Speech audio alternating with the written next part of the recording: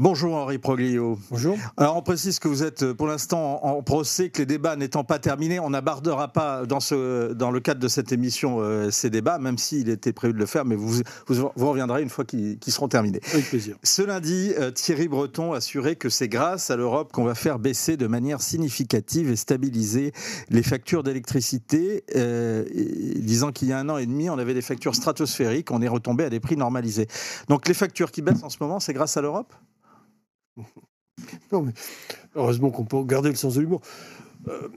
C'est pas la première chose à laquelle on pense en pensant à Thierry Breton. Non, moi non plus. Pour autant, je veux dire, j'essaie d'expliquer dans cet ouvrage rapide, qui est le fruit de l'expérience que j'ai vécue à la tête de cette belle maison qu'est EDF, la raison de la perte de l'indépendance énergétique ou de la souveraineté énergétique du pays. Et au fond, si j'osais, je vous dirais, référons-nous à une période que nous avons tous connue, ou la plupart d'entre nous, il y a une dizaine d'années. Qu'est-ce qui se passait à l'époque ?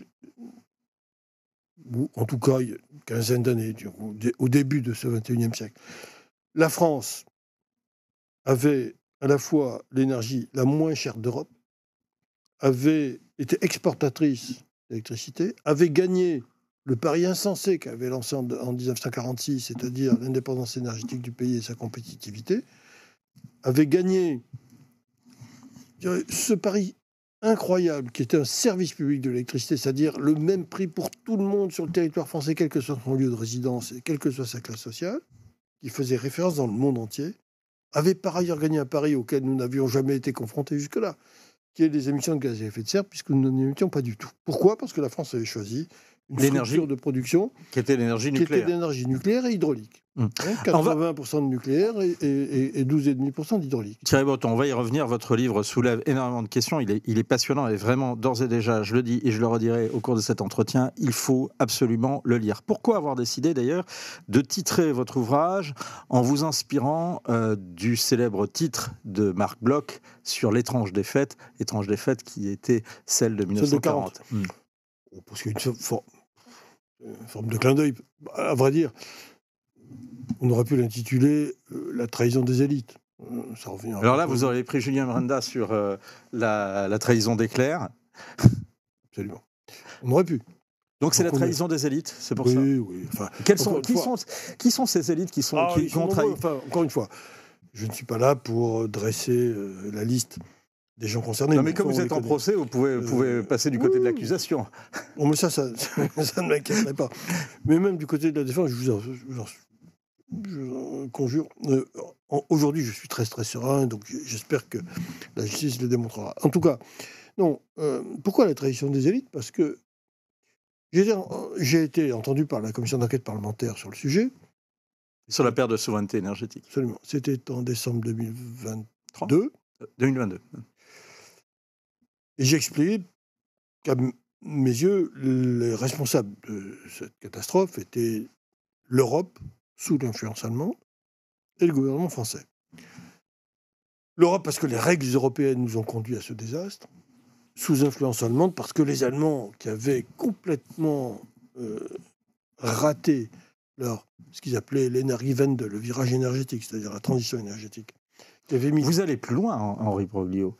Vous révélez notamment vos discussions avec Angela Merkel, qui finalement vous a même avoué que la sortie du nucléaire était directement liée à un choix de survie électorale. Bien sûr, et parfaitement légitime. C'est pas simplement une erreur d'analyse.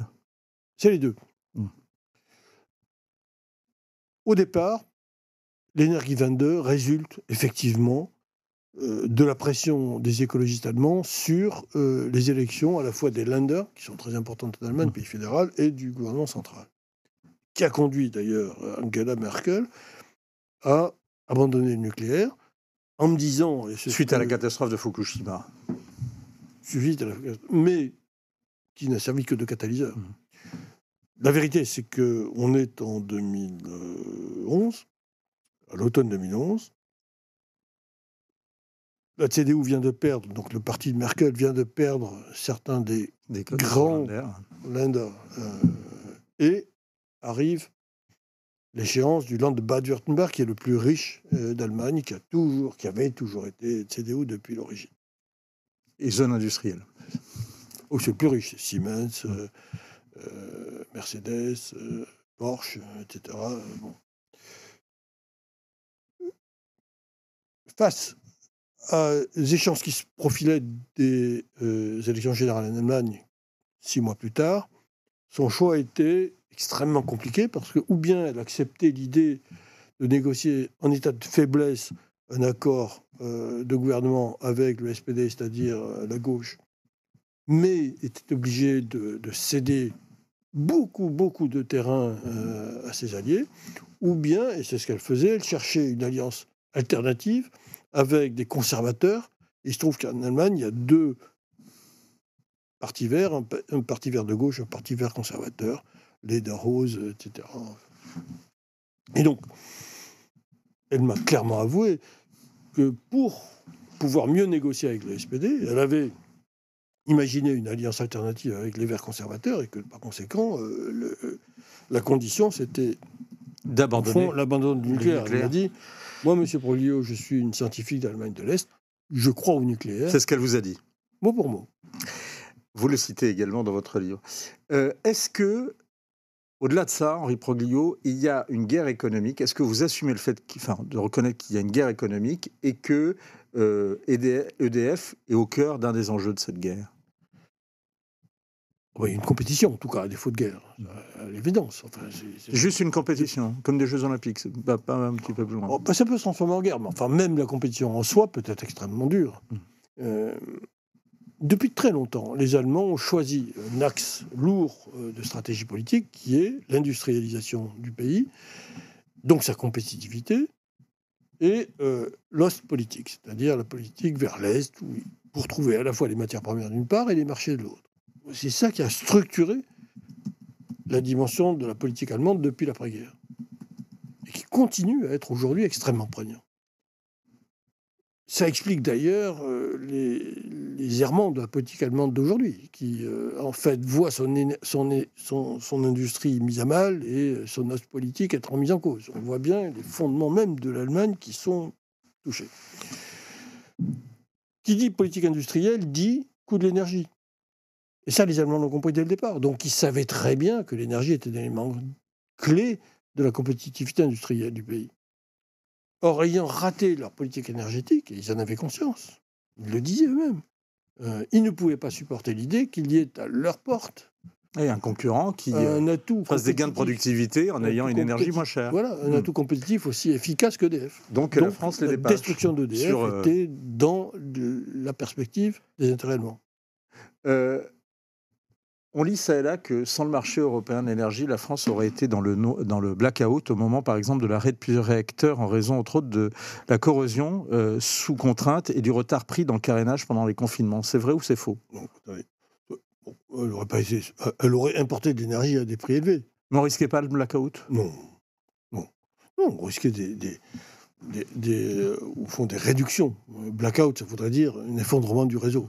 Ce qu'ont eu les Allemands, d'ailleurs, 5 ans avant, à cause du renouvelable, qui a fait fondre le réseau. Blackout a été de 3 jours. Enfin, ça a été un moment historique dans l'histoire d'Allemagne dont plus personne ne parle aujourd'hui.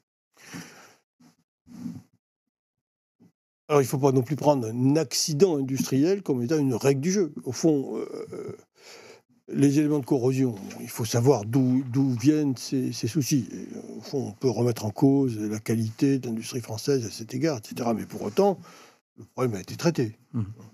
Donc, on ne peut pas en tirer comme conclusion qu'il fallait absolument revenir sur ce qui avait fait la force de la France. Est-ce que vous racontez une scène avec Emmanuel Macron, c'est très intéressant, et vous dites que son « en même temps » masque probablement une absence de stratégie? De conviction, je crois. On dit la même chose. Quand on n'a pas de conviction, c'est difficile d'avoir une stratégie. Oui, je crois. Ouais. Et qu'est-ce qui vous fait penser ça? La relation que j'ai entretenue avec lui au titre de mes activités professionnelles. Et puis, le constat que je fais de la politique française. Est-ce que EDF est encore une référence au niveau mondial? Oui, non. Alors oui. Oui, parce que alors là, on ne peut pas critiquer en même temps d'Emmanuel Macron et de faire pareil. C'est pas la même chose. Oui, parce que c'est quand même un des électriciens les puissants de la planète et qu'il y a la grande force de cette maison, c'est quand même un ensemble de salariés motivés, compétents, dévoués, ayant le sens du service public. Mais par ailleurs, on a perdu beaucoup en crédibilité, notamment dans le nucléaire et notamment dans justement le contrat de service public, dont on n'ose plus dire qu'il existe. C'est intéressant de lire dans votre livre que finalement, vous prenez plus la défense des syndicats que certaines élites et une noblesse d'État. Mais pourtant, est-ce que justement le pouvoir qui a été laissé aux syndicats, et en particulier dans le CE d'EDF, on a fait d'ailleurs il y a eu des enquêtes dessus, n'a pas aussi contribué au déclassement de cette grande entreprise? Pas du tout. Je donne ma conviction. Après, tout se discute. Pas du tout. J'ai trouvé dans les salariés d'EDF et dans les syndicats, plusieurs, mais notamment le syndicat majoritaire, un état d'esprit extrêmement positif, très mobilisé pour la défense de l'outil industriel et pour l'avenir de la maison. Probablement pour des raisons historiques d'origine. C'est qu'en 1946, ils ont été l'un des fondateurs de cette belle entreprise. Et parce qu'à l'usage, je considère qu'ils ont au fond défendu des positions parfaitement raisonnables et crédibles. Je le dis sans état d'âme. Y compris dans la gestion du CE. Mais la gestion du CE, pardonnez-moi. Le seul CE de France qui ne soit pas géré par l'entreprise, c'est celui d'EDF, par la loi. Par la loi de 1946. Alors il m'est arrivé d'être accusé par certains députés, disant « mais vous êtes laxiste, vous laissez, etc. » Je dis « monsieur le député, jusqu'à preuve du contraire, je ne suis pas le rédacteur et l'initiateur de la loi. C'est vous qui l'êtes.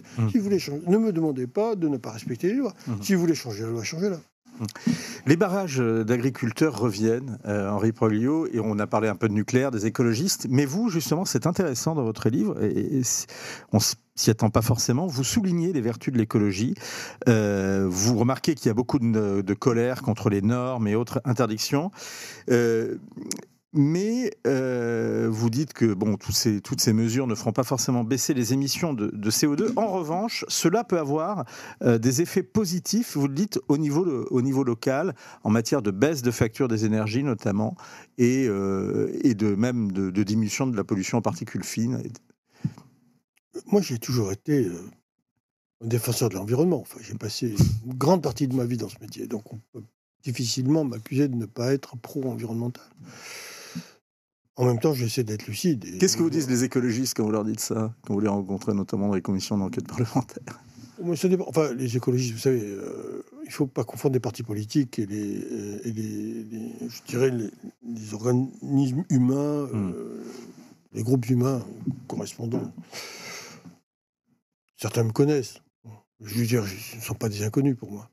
Donc, ils savent très bien qu'il n'y a pas de position dogmatique de ma part à la rencontre.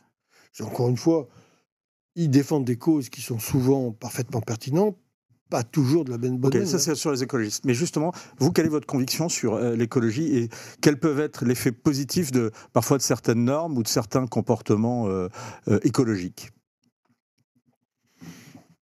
Là, on sort du domaine de l'énergie. Mais au fond, je crois que la défense de la nature est quelque chose qui doit nous inspirer tous, à la fois les citadins, parce qu'on voit bien que la vie dans les cités implique une dimension de défense de l'environnement extrêmement importante. Quand je vais dans les pays d'Europe centrale ou quand je vais en Afrique et je vois qu'il n'y a pas de traitement des eaux usées, que l'ensemble des eaux usées se déversent directement soit dans la mer, sur les plages où vont les gamins, soit dans les fleuves qui sont largement fréquentés, je me dis qu'il y a quand même un défaut de gestion des infrastructures. Donc au fond, je me suis battu toute ma vie pour que cette dimension-là soit respectée. Et je pense que la dimension environnementale, appelons-la comme ça, est un élément de survie de nos civilisations, quelles qu'elles soient. Il y a un point très important que vous voulez rappeler, c'est le nombre croissant de barrages hydrauliques qui arrivent à leur terme. Et le principe, certains diraient, l'idéologie de la concurrence pousserait Bruxelles à vendre l'exploitation des barrages aux plus offrants. EDF gère près de 600 barrages en France. Est-ce que nos barrages sont en danger? Non, je n'ai pas dit que nos barrages étaient en danger. Non, je vous pose la question. Bien entretenus. Non. Ce qui est en danger, c'est la cohérence du système électrique. Un barrage, avant d'être un producteur d'électricité, c'est une énorme pile à combustible. C'est une capacité à stocker l'énergie. Et donc aujourd'hui, comme les énergies renouvelables ne sont pas stockables, c'est plus que jamais indispensable d'avoir des éléments de stockage qui soient à disposition de l'optimisation du système électrique. Et c'est le moment qu'on choisit pour dire, au fond, la concurrence doit aller jusqu'à la mise en appel d'offres des barrages. Enfin, c'est absurde. Pourquoi il ne faut pas justement mettre Parce que la si vous mettez un dans appel la gestion des barrages? D'abord, les barrages appartiennent à l'État. Si l'État les met en appel d'offres, il met la gestion en appel d'offres. Ouais. Qu'est-ce que va vous offrir un opérateur pour prendre en appel d'offres un barrage? Un revenu qui correspond à sa capacité de production, pas à sa capacité de stockage. On va perdre l'élément essentiel qui est la sécurité de stockage de l'énergie nationale en mettant en appel d'offres des barrages les uns derrière les autres. C'est un risque que dans ce cas-là, les opérateurs qui auraient la concession ou la gestion de ces barrages produisent sans stocker, sans chercher à stocker. Ils ne seraient rémunérés que pour ça. Comment voulez-vous sans chercher à stocker? Or, on a besoin de stocker, surtout à un moment de raréfaction possible à tout moment. De l'eau. À tout moment. C'est un élément clé de la sécurité d'un système électrique. On parle de plus en plus de nucléaire comme énergie de transition en attendant le 100% renouvelable. Est-ce qu'on peut mettre sur le même plan le nucléaire et le solaire, l'éolien et d'autres énergies renouvelables? Le nucléaire est une énergie pilotable. C'est-à-dire qu'au fond, c'est un outil de production dont vous pouvez être garanti, s'il est bien géré, qu'au fond, sa capacité de production sera présente quand vous en avez besoin, qui correspond au socle des besoins d'énergie, c'est-à-dire au fond, qui stabilise et qui garantit la possibilité de donner à nos concitoyens une énergie à un prix compétitif à tout moment. Le renouvelable, en tout cas, la conception que nous avons aujourd'hui d'une énergie renouvelable qui n'implique pas les barrages, mais qui est simplement le solaire et le photovoltaïque et l'éolien, ce sont des énergies intermittentes, non pilotables. C'est-à-dire que vous avez de l'énergie quand il y a du vent, quand il y a du soleil. Il y a plus de maîtrise grâce au nucléaire. Donc vous ne maîtrisez plus rien, et donc vous ne pouvez pas stocker. Henri Proglio, j'ai une dernière question, c'est passionnant de vous écouter, c'est encore plus passionnant de vous lire, donc je recommande encore une fois votre livre, L'étrange débat, chez Michel Lafon. Dernière question, vous n'avez de cesse de préciser que vous n'avez pas de reproche spécifique à faire à l'Europe et qu'en réalité, ce que vous déplorez, c'est qu'elle soit sous l'influence de l'Allemagne. Mais tout ça, c'est bien... C'est un peu au-delà, ça va un peu au-delà. C'est bien, en plus, c'est l'Europe qui le permet quand même, tout ça. C'est la règle européenne, oui. C'est le système tel qu'il a été conçu qui donne la possibilité à un pays, au fond, d'imposer des dérives à un autre pays de l'Union. Bien sûr. Est-ce que, finalement, l'Union européenne ne semble pas plus encline à s'en prendre à EDF qu'à être bénéfique à l'énergéticien français aujourd'hui? Si on regarde les intérêts des Français, on parlait des intérêts d'EDF, qui n'est qu'au service des Français, il est sûr que l'Europe n'a pas défendu la France. À cet égard. Merci Henri Proglio. Merci beaucoup. L'étrange débâcle, c'est votre témoignage et c'est le récit d'une perte de la souveraineté énergétique. On pourra peut-être la retrouver, non, un jour? Je l'espère, oui. Il faut qu'on se mobilise pour ça. Oui. En tous les cas, ce qui y contribue, c'est la lecture de votre livre et c'est chez Michel Lafon. Merci beaucoup Henri. Merci beaucoup.